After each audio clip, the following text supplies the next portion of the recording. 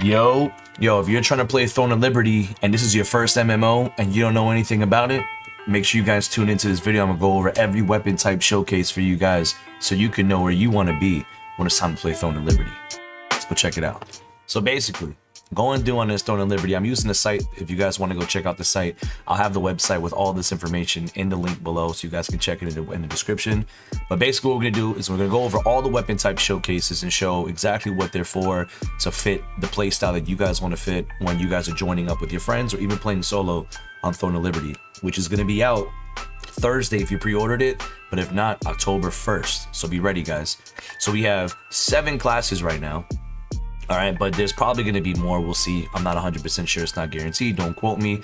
But we have the sword and shield, great sword, daggers, crossbow, longbow, wand and tome, and staff. So there's 7 different classes and they all do different types of things.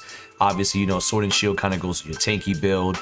Great swords like a tanky DPS build. Daggers, you guys kind of know. It's like very similar to other classes that we've seen, but there's some cool things that they've added for things like the crossbow, wand and tome, and staff. So we're going to start with sword and shield. Basically, sword and shield is a high defense and survivability build. So basically, if you want to be the tank to keep your homies alive and do what you got to do, the sword and shield is kind of going to be where you want to be. I played it when I played the beta, and it was actually really fun. I enjoyed it. I like switching between that and the sword and the great sword because I want to get that quick damage output from the great sword. I could go straight back to sword and shield for my survivability boost. You protect all of your allies by using this weapon as a crowd control. It's very good for crowd control, AoE type stuff, which allows you to lead the fight from the front lines of the battlefield. You can also aggro hard-hitting mobs when you guys are doing PvE. It's good for PvP and PvE, and you can take the pressure off of your damage dealers and the healers. So the healers are going to want to keep the sword and shield alive because the sword and shield is going to keep the healers alive, if you understand what I mean. They have different builds for the sword and shield, right? So they have different weapons that they're going to have in the game that you're going to get as you go through stuff. I'm not going to go into depth for this. Maybe we'll do another video on this, but there's a whole bunch of different sword and shield items that you guys could utilize, as well as different skills. So we have all the skills here. Shield survival technique is a survival type skill. Shield strike is an attack skill. Immortal pride is a survival skill. We have witty strike, which is an attack skill. We have a shot at victory, which is another attack skill. We have counter barrier, which is a survival skill. Shield throw, which is an attack skill. You know, a little Captain America action. Then we got some mobility from a strategic rush. I like that skill a lot. Stalwart Bastion's a good one as well. It's a survival skill. We have chain hook, which is really good for mobility. Hit him with that get over here, you know what I'm saying? That's a mobility skill for it. You have annihilating slash, which is an attack skill. Provoking roar, which is a control skill. This is kind of like the taunt, trying to get everything to you. Fierce clash, which is a control skill. Then they have all these other type of passive skills that you guys get with every single class. They have skillful evasion, resilient mind, Aegis shield, spectrum of agony, is it Gerard's, patience, impenetrable, which is a good one, and morale boost. All of these built together, you can do different types of combos. Basically, you're going to want to include I would include at least one mobility skill, bare minimum, in your build. You want to have at least an even amount of attack and survival, so you can kind of be able to do a little bit of buff your team, now do a little something to the enemy, buff your team, do a little something to the enemy, because you don't want to be strictly attacking. You're going to lose the survivability aspect that makes you the tank, and you don't want to just be tanky, because then you're going to have to rely on your DPS to attack, and if they're not doing their part, you want to be able to do a little bit of both. I would say majority of it, you want to protect your healers, and you want to get a good amount of attacks in. The shield throw is really good too, because you kind of can just, it's a shield throw, you know what I'm saying? You don't have to get, it's a ranged attack. So it's pretty good. I use the shield throw a lot. It was really good for me. Now, like I said, everybody's going to be different, but those are the items that you're going to be getting if you are the sword and shield. Those are the skill types for that one, right? Now, next we have the great sword. Great sword was super fun because there's some, you can do 2 types at a time. You can be 2 different weapon types at a time. I did sword and shield and great sword because there's some, you can utilize skills on the bottom of your feed, and it can be for either weapon. So like you can be sword and shield, blocking everything, and it uses great sword move, and it'll pull out that great sword and just boom, do what you gotta do, and then go right back to sword and shield and heal. So if you're doing that, you can literally make your sword and shield full survivability, and then your greatsword could just be damaging, crazy AoE attacks. So the great sword weapon type is a well-balanced weapon that combines devastating combo attacks with high health. So you still are tanky, but this is more of like a all-rounder. This is like you're a tanky and DPS. You're not too survival, but you're not too DPS. You're nice, good, like a good mix of both. It's very, like I said, well-balanced. It has a lot of AoE attacks, which are super, super crucial for when you're going to want to play this with a team. AoE is huge. That with crowd control is great. And it instantly penetrates the enemy's defenses and shakes the battlefield. Some of these skills go right through defenses, which is crazy good. So you have a bunch of these items here. As you see, they have a whole bunch of items and skills you guys are going to get. There's a big plethora of them right here that you're going to be able to get as you go through the game. Different type of rarities and variations of stuff. And the skills and the skins look really cool for some of these weapons, as well as a lot of the skills here, which we're going to go over up top. So basically, like I said, great sword has iron point parry, which it's dope. It's a tactical based skill. Then you have an attack skill, valiant brawl, guillotine blade attack, devastating smash, which is a control type skill, mobility from precision dash, which is really good for closing on the enemy, and then you could do some of these slashes like this one, death blow. I like this combo of precision dash and death blow because you get into your enemy right there, boom, close the gap between them, and then launch a devastating AoE attack, right? Then they have Gaia Crash, which is another really dope AoE. It's a mix of AoE ranged and ranged. It's an attack skill, and it like goes in a specific direction straight ahead of you, but you're pretty much crushing the ground before you. Blood Devotion is a really good tactical skill. Stunning Blow is a control skill. This is really good for stunning people around you. It's a kind of it gives you that crowd control aspect with it that you can do to kind of give them a stun to make these things like Death Blow and other skills do more damage. Because Death Blow does more damage to stunned targets. So you stun them with a stunning blow, then hit them with a Death Blow right after.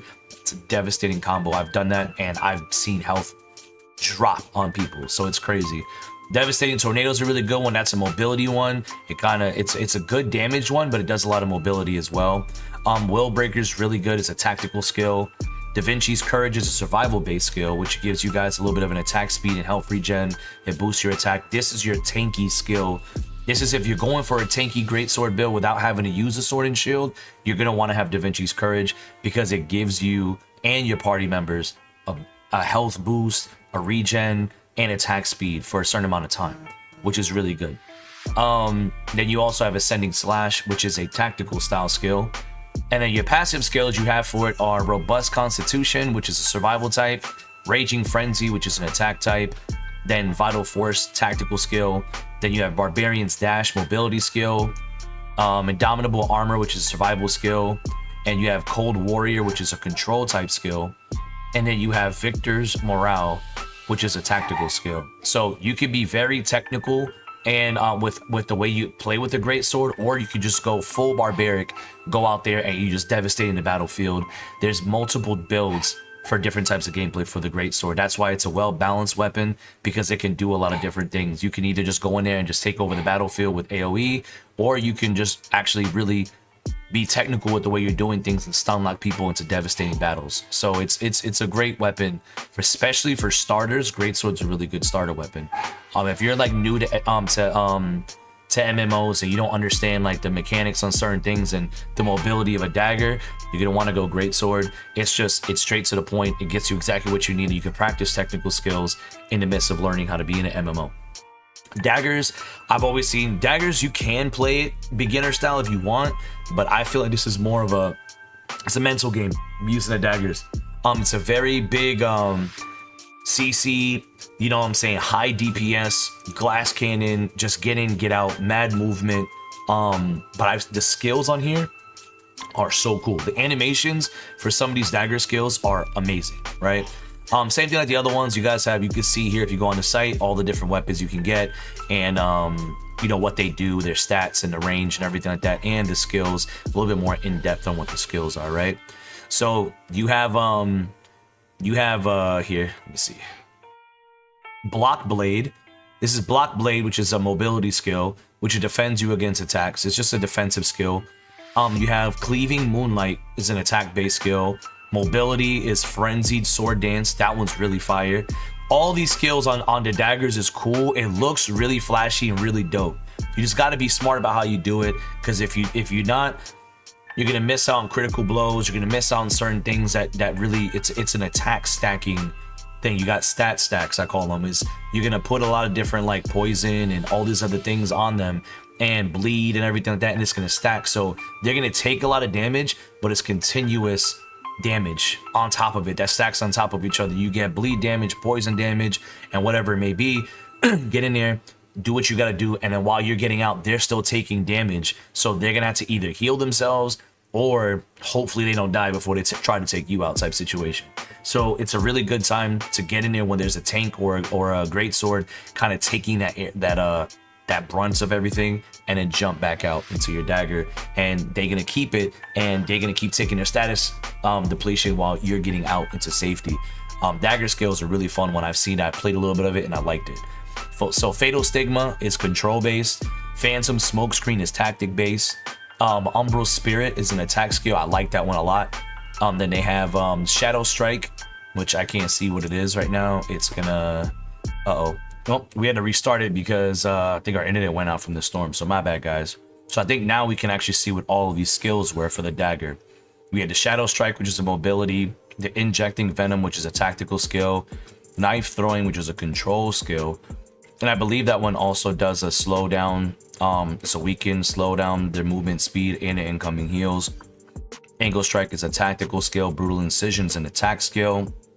Vampiric Strike was a tactical skill, and it does damage, and it reduces 30% of the damage as health, so it is like a leech style. Camouflage Cloak is a survival based skill that pretty much is cloak camouflage. Now the skills we have here that are passive: Assassin Step for mobility, Shadow Walker for mobility, Assassin's Instinct for attack, Destructive Fang for control, Assassination Stance for survival, Murderous Energies for tactics, and Lightning Infusion for tactics, and then Wrathful Edge, which is an attack-based skill, right? We're gonna be doing a video too. If you guys like this stuff, make sure you guys follow, because we're gonna be doing an individual video going in depth on each class, talking about what they do and the best skills and stuff like that for in the builds. So this is right now, I'm going over every single type and class here and all the skills that they have, so you guys can kind of understand them. A little brief introduction to all of them, and then we will be doing another video individually for each individual class, right? Next up, we got Crossbow, right? The Crossbow is kind of fun. When I saw it, I thought it was a cool style. It's not my style, but it was still cool to see played. This is like it's a movement and really high attack speed type class that also does just like it's range, but with high movement and really high attack speed. So the weapon type is a weapon that allows you to fight in style with fast movement and unrelenting attack speed. You can leave marks and unleash a merciless barrage on unfeebled enemies, taking them down in an instant. This is a super high DPS build class, and what's dope about it is you could do a lot of DPS without having to be all up in their face. So, but the movement on here was super cool, man. So they have a Rupturing Parry, which is a mobility class. These are all your first skills. For all of them are going to be your defensive skills. Some of them are parries, and some of them are just full-fledged blocks, right? This one's a Rupturing Parry. Then they have Quick Fire, which is an attack-based skill. Wind Snatcher for control. Merciless Barrage for attack. Nimble Leap for mobility. Selfless Diffusion for survival. Weak Point Shot for attack. You got Mortal Mark for control, which is really good with Merciless Barrage. It's a very good combo with that, and also Weak Point Shot. You mark your peoples, and then you do a whole barrage of them, just pretty much like I would just said it right here, right? You have Mother Nature's Protest, which is a tactical skill. Recoil Shot for attack. Recoil Shot's crazy. That joint does a lot of damage. Mana Exchange for attack. It's a tactical based skill. And then you have Multi-Shot for control. And you have Explosive Trap, which is hilarious on control. I've seen some people get jacked up from a trap.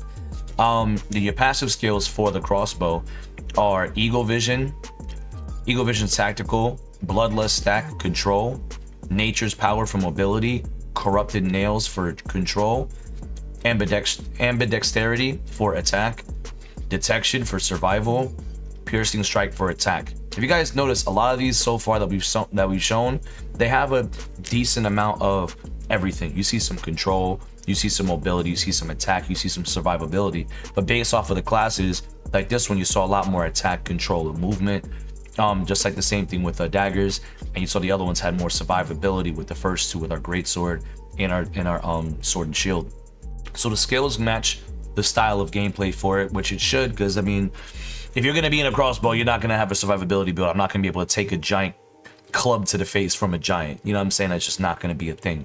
But I could do a lot of damage to that giant. You know what I mean? So that's kind of the thing for here. A lot of team synergy is important for these guys. You have a nice little squad that has a little bit of a, you need a tank. You want a tank type class to take all the damage away from things. You want a damage style class, and you want a healer. It's a really clutch survival all-round build squad that you guys are gonna need. And the cool thing is, it seemed to have almost 2 or 3 for each. You know what I'm saying? You could do a lot of tanking with these classes. You're not gonna really tank with these. You could do a lot of damage with all 4 of these classes, but you could also heal really well with these 2. The next one is Longbow. Actually, I don't think you can heal with the wand. I didn't do too much magic, but we're gonna learn about it. The Longbow's cool too. I've seen some really dope skills and really cool gameplay for it when I was in beta. Some people had a Longbow, and the skills I saw with them were fire. They do really good. It's like, you would say it's more of a sniper style build, right? So you're never gonna get all up in enemy lines, but you're gonna do massive damage from afar. Massive damage. And I think that's why they put Longbow, because it's kind of their equivalent to their sniper class without being a sniper. The Longbow weapon type specializes in long-range sniping, binding enemies from behind, which I've seen those are fire, and dealing maximum damage and throwing a liberty. This is like the biggest DPS. It also could be used to accelerate the health recovery of party members, making it a huge asset to your allies, which means they can heal, which is actually kind of crazy. So some of your skills, you have your defensive skill here, which is what's it called? It is called Overtaker, which is your tactical defense skill, right? Then you have Zephyr's Knock, which is an attack base. Blitz, tactical skill. Purifying Touch is a survival skill, which is like it removes the CC effects. Flash Arrow, which is dope for control. It really works like a flashbang. It is a control type skill. Brutal Arrow is an attack skill. I've seen that when I joined goes crazy. Ensnaring Arrow is actually really fire too. I've seen that one too. Control based skill. Decisive Sniping is an attack based skill. You have Arrow Vortex. This one's really fun. You gotta use it, and you'll see what I mean. It's really fun. It's a control based skill. Then you have Strafing, which is really cool too. It's a good movement with attack, but it's a attack based skill. Then you have Healing Touch, which you heal and your teammates heal, which is, I thought this was so cool because you don't really hear about bows, like bow classes and long range being healers, but they have healing classes for this. You know what I mean? Reminder.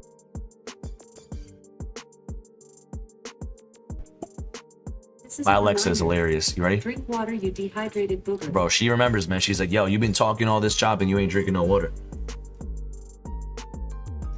Nature's Blessing, which is a survival based skill, which is increases your health regen.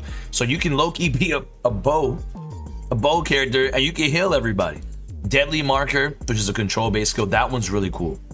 It's like marking your target. See, it says has a 90% chance to mark a target for 9 seconds. When attacking the marked target, you have a magic melee and range critical hit increase by 240 for you and for your party members. So a huge critical hit rate when you mark people. Rapid Fire Stance is one of their passives and is a tactical based skill. Survivability here with Distorted Sanctuary.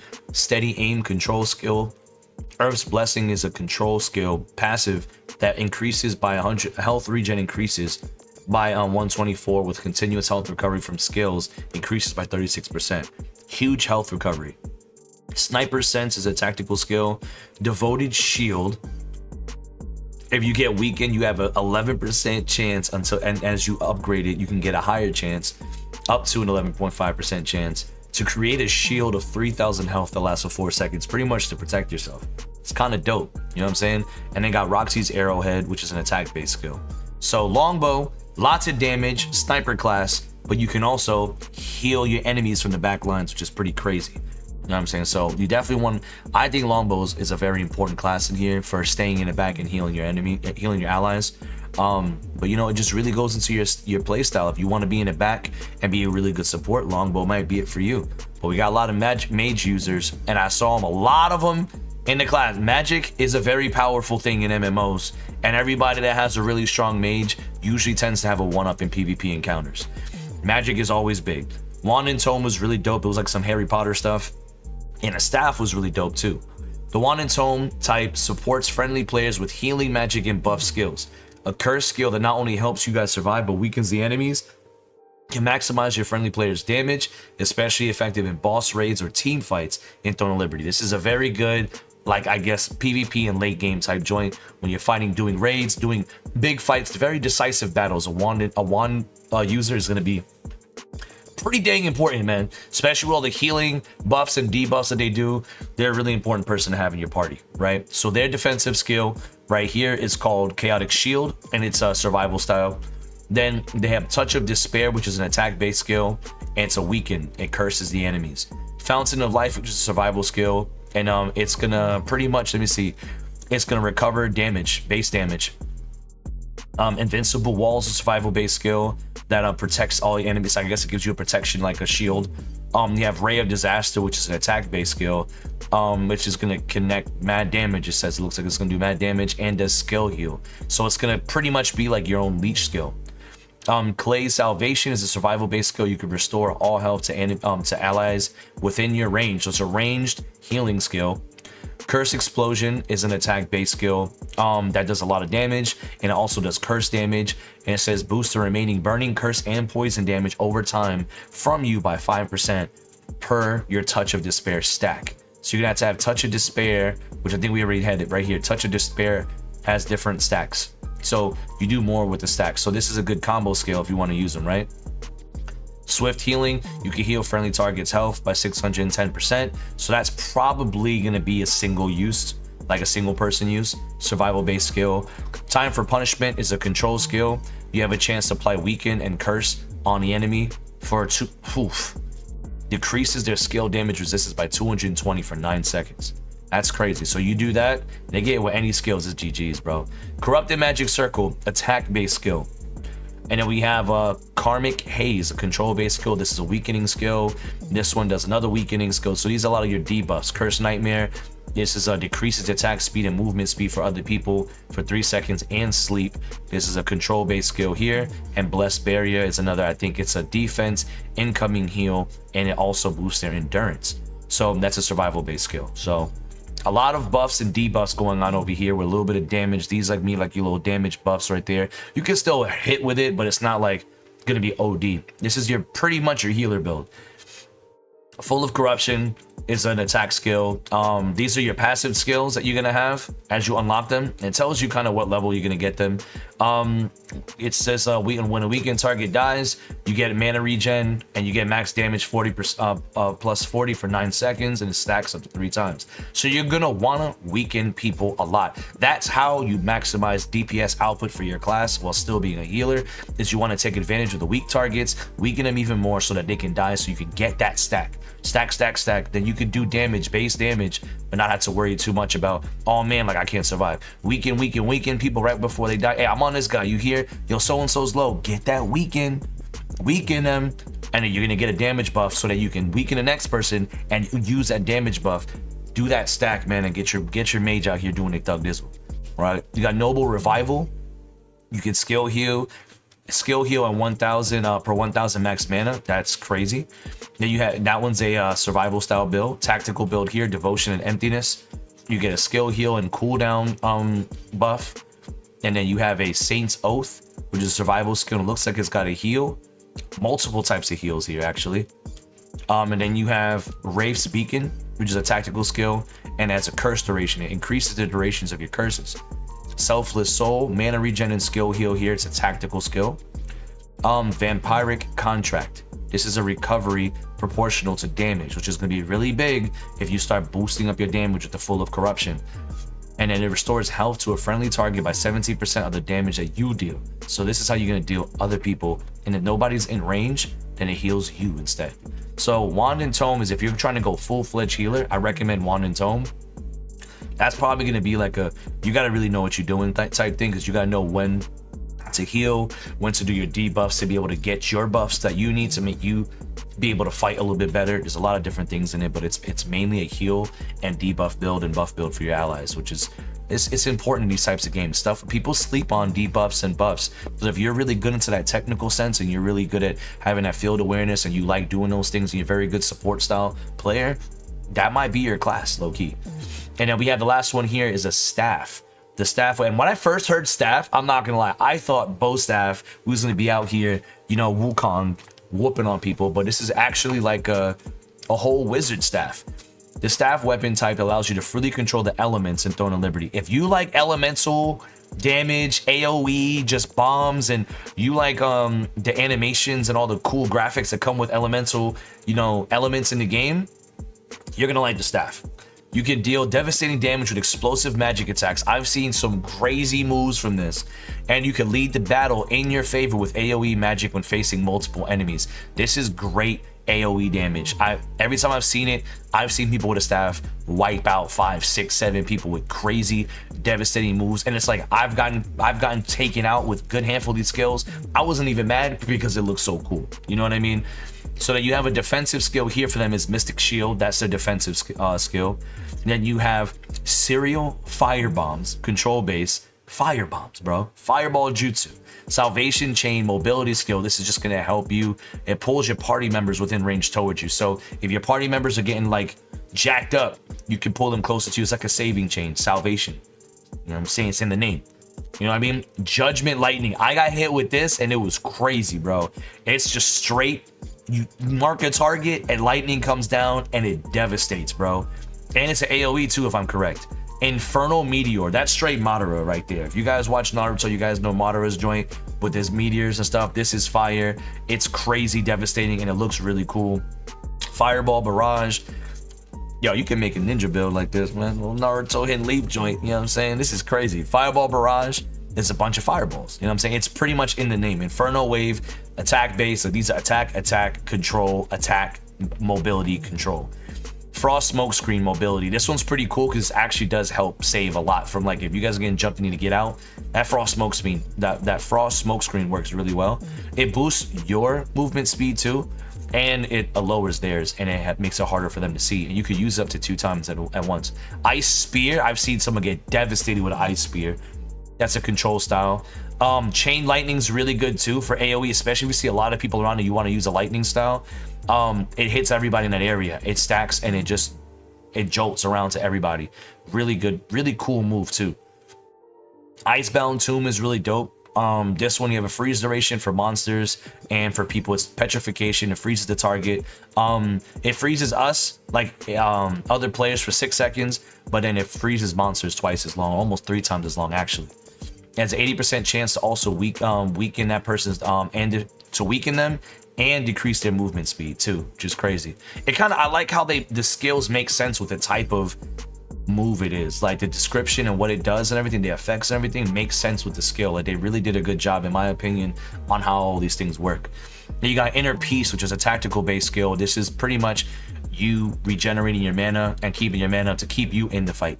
So if you move, it doesn't work. You get to stand in place and regen, but it's a fast regen. You know what I'm saying? So you're gonna want to do that and go crazy. And if you're wet, the increase is doubled if you're wet, and mana cost efficiently increases by 96% for 9 seconds after that skill is over if you're not wet. High Focus, tactical skill. Every party member within attack range, it drops your cooldown speed, which means you can go bananas with your skills, right? So this has got some decent support. The support that it has makes sense, but this is a full elemental AoE just damage build. You know what I'm saying? Passive skills on here: Mana Ball Eruption. It's an attack base. It shoots an additional magic orb that deals extra damage. They got Echoic Barrier that is survival style, which is silence, bind, and sleep resistance. Asceticism. Yeah, it's a tactical base skill. Mana Regen, just a higher regen. These are all your passives right here. You have Frost Master, which is a control build. Move speed reduction effects additionally decreases your movement speed by 8% and increases the duration by 16%. So it drops the movement speed and it raises the reduction duration. Mana Amp, max health increases by 1200 and max mana increases by 3360. So this is a health and mana buff. Get a little tanky with it. Why not? Well, they're really squishy anyway, so it's kind of a necessary thing, I guess, to give them that little buff in like in a pinch. You know what I mean? Forbidden Sanctuary survival style build skill. It skill damage boosts and mana cost efficiency decreases, but the damage goes up by 150. Flame Condensation increases your burning damage. This is for your fire style moves. You're gonna want that when you have your fire style moves. So basically, the mage, the staff is pretty much, do you want to dominate the battlefield and change the tide of battle? Yes. This is your class. You can do that with the other classes to an extent, but the AoE on the staff is unmatched in this game that I've seen so far. You have some cool AoE with the sword and shield, cool AoE with the great sword, you know what I mean? But you don't really get anything as devastating AoE and with the range that it has as a staff. Like you'll have a full scale battle head to head right there, and that staff will take sucker MCs out. So I'm telling you guys, staff is crazy if you want to be that guy. You know what I mean? So these are all the weapon types. We went over all of them. This is what it is. You select your class. It's an MMO, which means you can run around with a bunch of people. And to my knowledge, you can do some cool combos here because you can change different weapons. You just can only have 2 equipped at a time. So if you're like, I want to try this, pick a main that you like and make your subclass a weapon that you're not used to and try it out. There's nothing wrong with trying these skills out. You can have everything, but you're just going to want to be able to pick 2. So it's a really good idea to do a combination skill of things. I like sword and shield and great sword because it was just devastating. I'm not trying to move. I'm trying to be straight up in the front lines holding it down, right? So I don't want to be a sword and shield tanky with the squishy classes because it's going to kind of negate the whole point of me being a sword and shield and great sword. But I've seen people that were dagger and crossbow, disgusting. Supreme movement right here. These 2 is supreme movement because they're both movement and it's crazy. Longbow with some of these guys. I've seen a longbow with one of these. It's crazy. I've seen straight range crossbow longbow go bananas. I've seen people that do both types of magic, or they'll pick one of these and then go to the other one. But you literally could be full magic and have your healing magic and have your devastation magic. Like, you can go crazy in here. That's what I like about this, is because the combos are ridiculous. You can be straight in the cuts, you can be a little mix of in the cut with a little bit of range, you can be full magic, you can be a magic with a little dagger action, or you could do anything you want in this, you know what I'm saying? So like, also being like a healer, and if they get close to you, do the crossbow, got that super maneuverability, you can get out of the way really quick, you know what I'm saying? Like, there's crazy combinations you could do 2 at a time, and you can mix and match your skills to have a bit of both on your bottom and your little skill bar. It is fire. I thoroughly enjoyed it. I had so much fun playing it. Let me know in the comments which one you guys are going to use, which one you're most excited for, which combo that you think is going to be best for you, and which combo which class that you're like, I'm never going to use, and which one are you most afraid of using. I want to see your strong points and I want to see your weak points. For me, sword and shield and greatsword all day. I would like to try them all, but I don't know how I'm going to feel about the magic. I want to see the magic, but I don't want to be the one in the back casting it. I want to be in the front lines. This is your boy Tetsu. I appreciate you guys. This has been fire. Thank you so much for your time. Let me know what you guys think. We're going to be doing other videos. Stay tuned. We're going to be having one for each individual class breakdown, really go into in depth of their skills and what they provide. Thank you guys so much. I appreciate you guys. Stay blessed. Don't be stressed. Get some smooth rest. Protect your peace. Mind your mental. Remember, you can't control what happens in the world, but you can control how you operate in it. So be mindful of everything you say and do, and make it a mission to make somebody smile every day. It'll have a positive impact on you and on them. It's your boy. Take it easy, guys. Peace.